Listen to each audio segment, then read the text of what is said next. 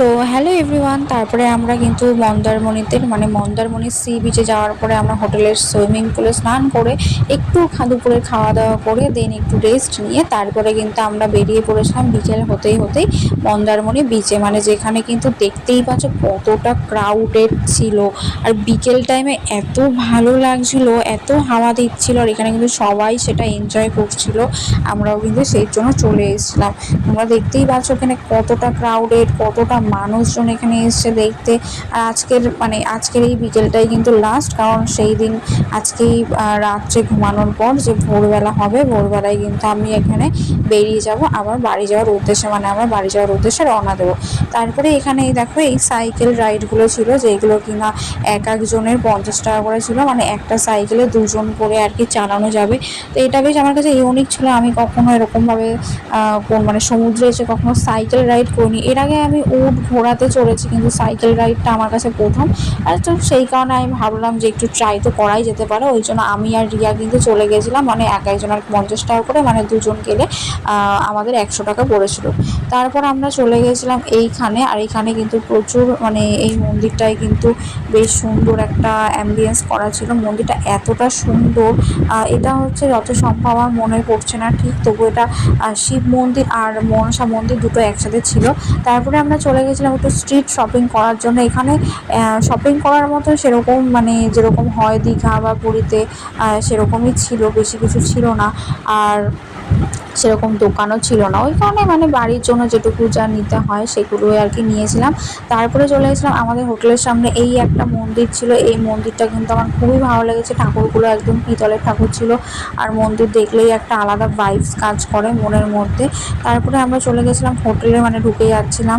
আর হোটেলে দেখো বাইরে তোমাদের তো সকালের ভাইবসটা দেখিয়েছি যে সকালে হোটেলটা ঠিক কেমন দেখতে লাগছিলো। এবার দেখাচ্ছি হচ্ছে রাতের বেলা কিন্তু এরকম সুন্দর লাইট দিয়ে সাজানো হয়েছিল, সেটা তোমরা দেখতেই পাচ্ছ কতটা সুন্দর লাগছে।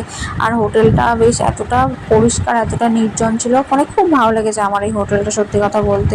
আর এই যে দেখতেই পাচ্ছ আমাদের গাড়ি কিন্তু এখানে রাখা ছিল, আর আমাদের কিন্তু রুমটা ছিল একদম দোতলায়, ব্যালকনির পাশে। আমাদের দুটো রুমই আমাদের ছিল, একটা আমাদের রুম, একটা আজ কাকুমণিদের রুম।